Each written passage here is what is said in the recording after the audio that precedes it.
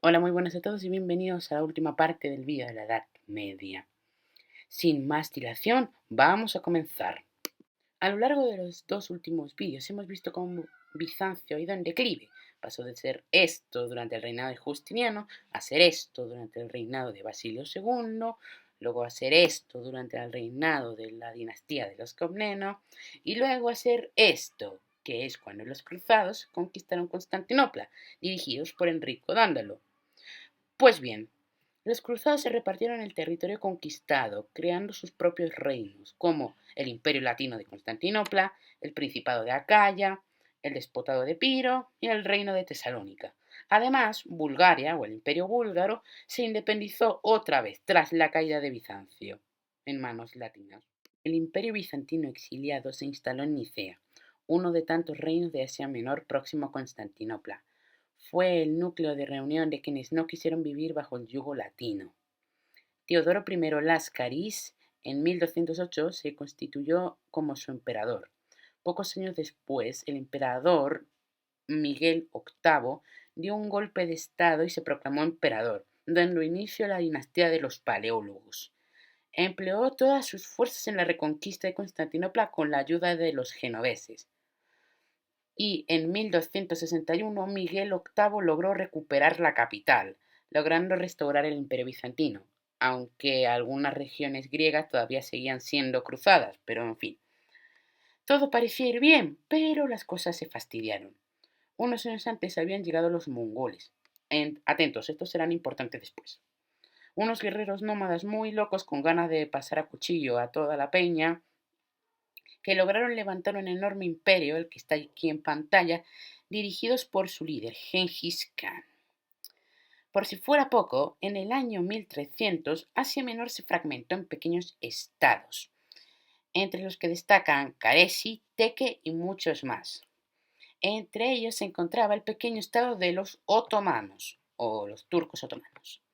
Cuando empezó este pequeño estado, no suponía ninguna amenaza para Bizancio, pero claro, Bizancio, como no se percata, o no se percataba por lo menos en nada, pues permitió que los otomanos crecieran, y los otomanos pasaron de ser esto cuando iniciaron, luego a ser esto, vale, es un digno rival ahora, pero en 1353 pasaron a Europa, conquistando Bulgaria, Serbia, Albania y muchas otras regiones.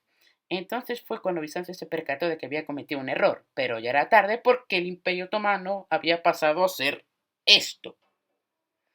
Bizancio trató de contener la amenaza con la ayuda de los almogávares, mercenarios a sueldo prestados por la corona de Aragón, pero no sirvieron de ayuda porque, como ya he dicho, los otomanos eran mucho más poderosos. El sultán otomano Mahomet II, o Mehmed como prefiráis llamarlo, decidió acabar con el imperio. Sitió Constantinopla durante más de 2 años. Madre mía. El 29 de mayo de 1453, una de las murallas fue destruida por completo, y los turcos se colaron en tropel. El último emperador, Constantino XI, fue asesinado. Así se puso fin al imperio bizantino, que sucumbió para siempre ante el imperio otomano. La peste negra. El origen de esta enfermedad se encuentra en una bacteria llamada Yersinia pestis. Se cree que la peste negra comenzó en China con un brote de peste bubónica en 1333. A continuación, las ratas, en las que viven las pulgas en cuyos cuerpos se albergan los gérmenes de la peste, propagaron la enfermedad hasta el Próximo Oriente. Son las pulgas, maestro. ¿Qué? Los cadáveres están llenos de pulgas. Creo que son las transmisoras de la peste. Cuando el huésped muere, el cuerpo se enfría y las pulgas buscan otra víctima. En 1348 llegó a Europa occidental, traída por las naves genovesas desde Oriente. En la península de Crimea, los mongoles de la Horda de Oro asaltaron la ciudad de Jaffa, un enclave genovés. Mientras el asedio ocurría, algunos mongoles ya estaban contagiados de la enfermedad y empezaron a morir. Entonces los que sobrevivieron tuvieron una gran idea. Decidieron poner sus catapultas a los muertos y lanzarlos dentro de la ciudad. Los genoveses salieron por patas, pero muchos ya tenían la enfermedad en su cuerpo. Cuando llegaron a Génova, su casa, el rumor ya se había extendido, y le recibieron con flechas en llamas. Los barcos se marcharon y atracaron en Marsella, Marbella, Cataluña y Valencia. Pusieron medidas para frenar la peste, como, por ejemplo, La gente que venía en barco tenía que esperar un mínimo de 40 días encerrado en el barco hasta poder salir. De aquí viene el término cuarentena. También confinaron a las personas que se creían que podían tener la enfermedad. Se crearon fosas comunes donde apilaban los cadáveres de los muertos y luego los quemaban. Las consecuencias fueron espantosas en todas partes, tanto por el horrible síntoma que causaba, como por el elevado número de vidas que se cobró. En 1300 la población europea era de 73 millones de personas. En 1350 era de 51 millones y en el 1400 era de 45 millones. Concretando, Europa perdió en un siglo alrededor de un tercio de su población. Pero con las medidas que tomaron, poco a poco los focos fueron desapareciendo, hasta que la peste desapareció. Ahora vamos a hablar de la guerra. El conflicto armado más importante de esta época fue la Guerra de los 100 años entre Inglaterra y Francia, aunque realmente fueron 116, pero en fin. Al morir Carlos IV sin sucesión, los varones eligieron a uno de sus primos, Felipe de Valois. Entonces Eduardo III Plantagenet, rey de Inglaterra, se negó a reconocer al francés. La guerra se inició en 1340. Por medio de la victoria naval de Uclés, los ingleses aseguraron el dominio del mar. Más tarde se hizo patente la superioridad inglesa también en tierra, señaladas por las grandes derrotas francesas de Crécy, Poitiers y la batalla de Azincourt. Los sucesivos reyes franceses, Carlos V y Carlos VI, fueron incapaces de rechazar a los ingleses. Al final, Carlos VI tuvo que abdicar en favor de Enrique V de Inglaterra. La oposición a los ingleses manifestó un sentimiento popular creciente, sobre todo en las zonas rurales. Juana de Arco fue el personaje que encarnó dicho sentimiento popular. La liberación de Orleans por Juana del yugo inglés devolvió a Francia el estímulo que requería para poner en marcha de nuevo sus energías. Sin embargo, su carrera fue breve. Fue capturada en Compiègne en 1430, entregada a los ingleses y quemada en la hoguera en 1431. Pero la eficacia de la obra iniciada por ella se mantuvo. Al final, Francia consiguió su victoria más decisiva en la batalla de Castellón, donde arrojó a los ingleses fuera del país, en 1453.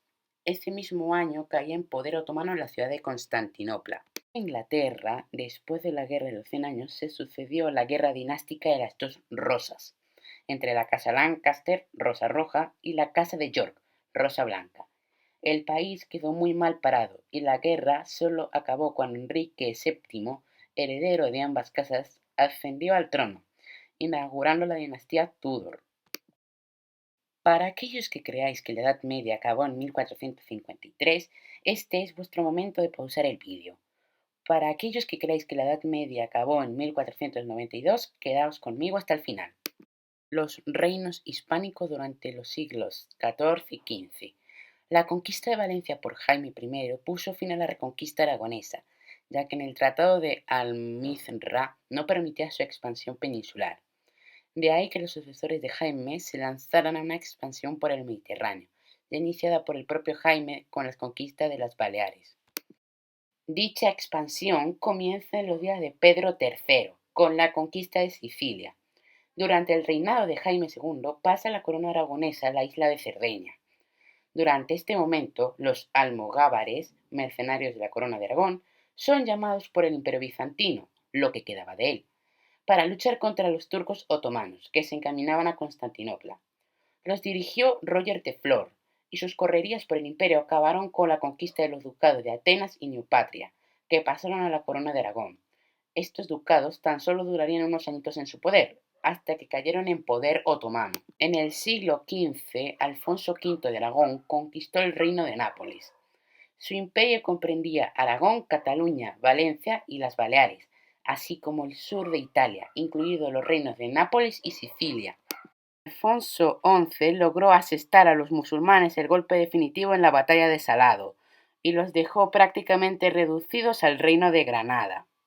Mientras tanto, Portugal, con la entronación de Juan I de Portugal y la batalla de Aljubarrota de 1385, tomó el camino de su definitiva configuración como nación. Ahí fue cuando Portugal se independizó de España. El cautiverio de Aviñón. El siglo XIV comenzó con un espectáculo lamentable: la humillación del Papa Bonifacio VIII por Felipe el Hermoso de Francia. Bonifacio VIII había publicado en 1302 una bula en la que sostenía la doctrina de la supremacía pontificia sobre el poder temporal del rey y amenazaba con excomulgar a Felipe el Hermoso. El rey envió a sus tropas a invadir el palacio del Papa. Felipe también consiguió que el débil Clemente V se instalara en suelo francés. Aquí empezó la etapa del papado en Francia, en particular en la ciudad de Aviñón, que habría de prolongarse durante 66 años, desde 1309 hasta 1377, cuando el papado pudo regresar a Roma. El cisma de Occidente. Cuando parecía que la crisis abierta del cautiverio de Aviñón se estaba remediando, sobrevino otra más grave aún: el cisma de Occidente, que habría de durar 44 años, de 1373 a 1417. Las consecuencias se palparon cuando se nombró un sucesor de Gregorio XI, la primera elección que se efectuaba en Roma después de 75 años. Fue un italiano, Urbano VI, el elegido, pero el tipo debía de ser bastante malo, porque los cardenales franceses se apresuraron a declarar nula la elección y a elegir a un francés, Clemente VII, que se estableció en Aviñón. ¿Cuál era el auténtico papa? Francia se inclinó por Clemente e Inglaterra se adhirió a Urbano. La situación se volvió insostenible. Los dos papas murieron y fueron sucedidos por otros dos: Gregorio XI en Roma y Benedicto XIII en Aviñón. En 1414 el Concilio de Constanza depuso a Gregorio XI y condenó al irreductible Benedicto XIII, que acabaría sus días en Peñíscola. Con la elección de Martín V quedó restablecida la unidad de gobierno de la Iglesia. En 1486 el marinero genovés Cristóbal Colón pidió dinero a los reyes católicos para financiar su viaje a Asia. Ellos se negaron, ya que estaban en plena guerra de Granada. Aún así, Colón siguió insistiendo y al final los reyes dijeron que sí. El 3 de agosto del mismo año, la nao Santa María, al mando de Cristóbal, junto con las carabelas La Pinta y La Niña, salieron del puerto de Palos, en Huelva. 33 días después de salir del puerto, Cristóbal Colón llegó a Cuba. Con esto se inicia la Edad Moderna. Y termina la tercera parte del vídeo de la Edad Media. Ha sido un placer, espero que lo hayáis disfrutado, yo lo he hecho con todo mi cariño y nos vemos en el siguiente vídeo. Adiós.